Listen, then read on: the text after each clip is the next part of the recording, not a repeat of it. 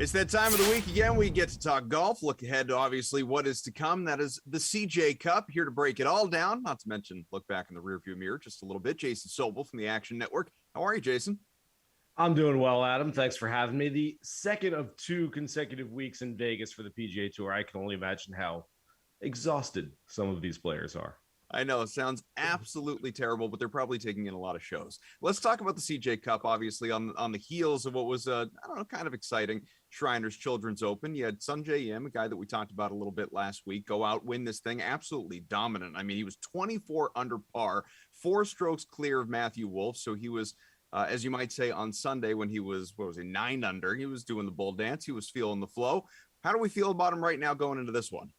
Yeah, so the truth is I really like Sungjae Im for the CJ Cup. He's got that CJ title sponsor on his hat that he wears every single week. This one, he has said in the past, means a lot to him because it's a Korean company. He's a Korean player. There are a lot of correlations there. And so I like Sungjae for the CJ Cup. I had him earmarked here for a long time. And then he goes and does something stupid like wins the Shriners Children's Open the very week before. And we all know how hard it is to go back to back. I do think Sungjae is going to have another good week. I can see him pulling a top 5 or maybe just a top 10 if we want to be a little more cautious on those prop plays. But I don't see him winning back to back after just winning for a second time in his career this past week.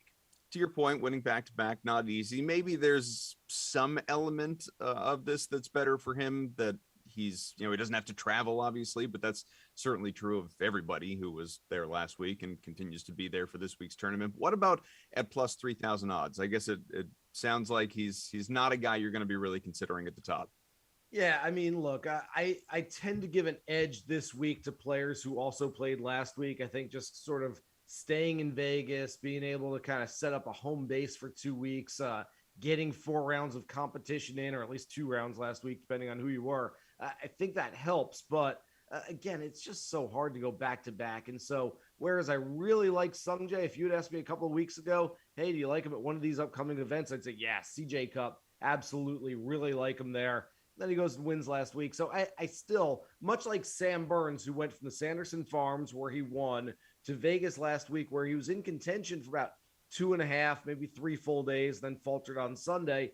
I think the same thing for Sungjae, where going into the weekend, he could very well be in the mix this week, but I don't like him outright at that number because, again, going back to back just doesn't happen very often. Sam Burns, we'll talk about him in a little bit, but Jon Rahm, of course, the top golfer in the world. Then you have Dustin Johnson, who comes in at number 2. He also happens to be the favorite here in this event, the CJ Cup, at plus 1,000 odds on the DraftKings Sportsbook. Is that a number you like?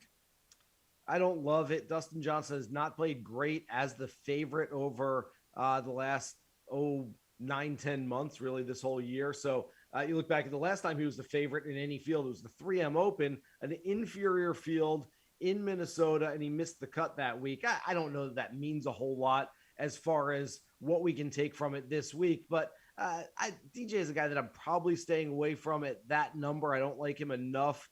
Certainly was great at the Ryder Cup, but we've seen other players over the last few weeks struggle in their first start back after playing in the Ryder Cup. So all of those players, I know you're probably going to ask me about Justin Thomas and Xander Schauffele and Jordan Spieth and Tony Finau, and I'm going to cut you off right here, Adam, because before we even get there, I don't dislike any of those players, but okay, let's wait and see a little bit after the Ryder Cup, even 3 weeks past it when, they should be rested up and ready to get back out there. Well, you're right. Guys like Spieth and Ustasen and Finau, they're in, one realm, one little cluster of golfers, along with someone you mentioned before, Sam Burns, who comes in. He is plus 2,200 odds to win this event. Does that seem reasonable? Should it be higher, obviously, as a guy who, went out and won recently, or is that a fair number? No, I think it's a fair number. Look, his odds have essentially been cut in half, maybe cut in a third from where he was just a few months ago, but he's proving to be one of the better golfers in the world, and he's running hot right now. So we're going to start seeing some shorter prices on Sam Burns in some bigger fields against some bigger names, and it makes sense. The guy's a really, really good player. He's proven that he can win at this level. I think we're going to start seeing him win some bigger events. He's now won the Valspar and the Sanderson Farms. I wouldn't be surprised here in the 21-22 season if he picks off maybe not a major championship, but a WGC or something of an invitational, something of a little more importance than he's won so far. But he's on the right trajectory, on the right track, getting his career off to a very, very good start here in the early goings. And he's going to be a guy to watch. And again, I don't know that I'm chasing him at 22-1 this week. That seems like a little too short for me, but it's probably the right number. I just don't happen to like him as much this week.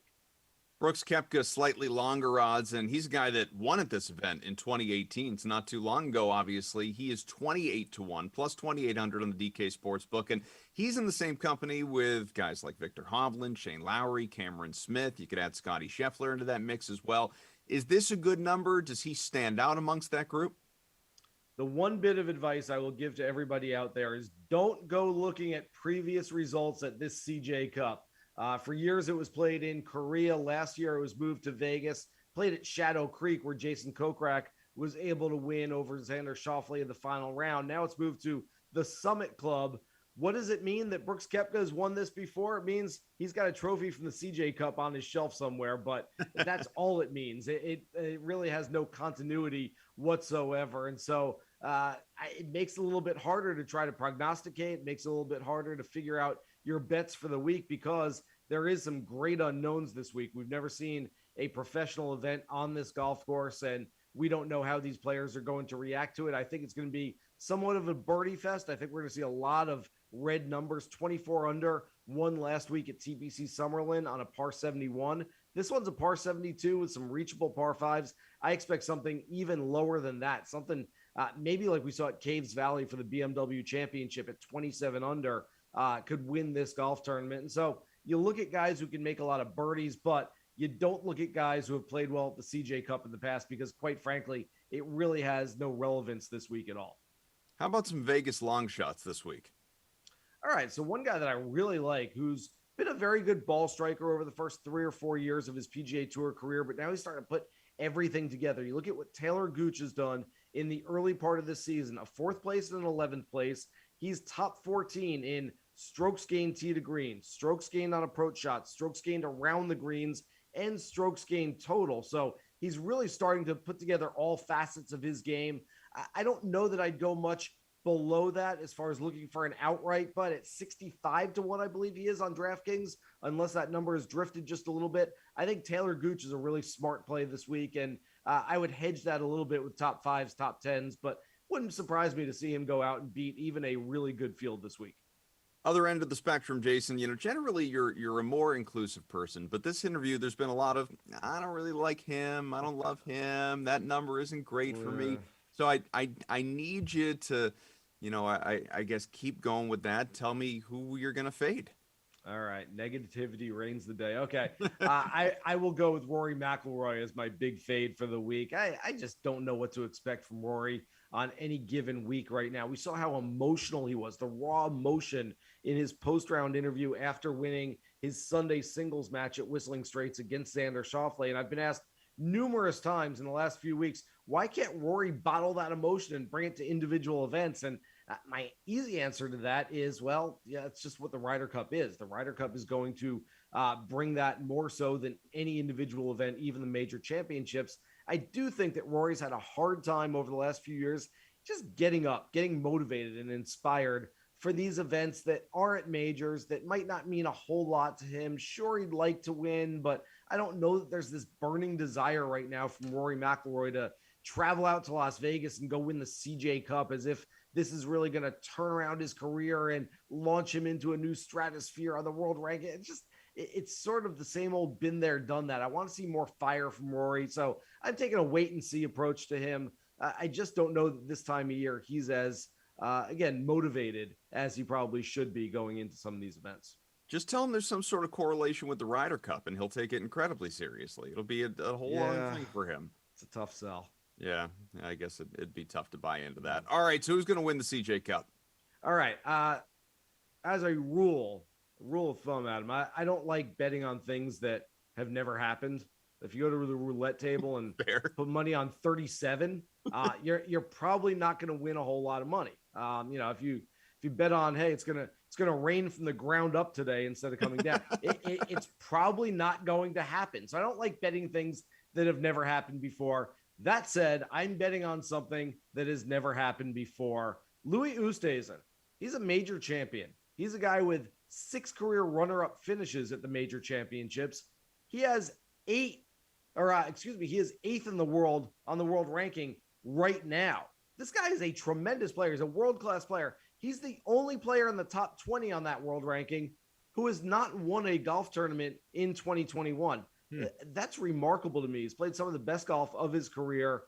He has never, though, won on U.S. soil, and I think that's coming. I just think that it's time for the streak to end. I mean, I get it. It's at some point betting on a roulette number that doesn't actually exist on the table and handing over your money. But I do think that Louis is, like I said, motivated. I think he wants to go out and kind of get that monkey off his back a little bit. And so, yeah, I do think that Louis can go out. The numbers a little bit shorter than I would have liked on Louis this week. I believe right around plus 2,200, but I still think he's a very solid play at the CJ Cup this week, where you're going to have to make a ton of birdies, and he knows how to do that. Of course, if it does happen, we won't be able to talk about it because, as we know, what happens in Vegas stays in Vegas.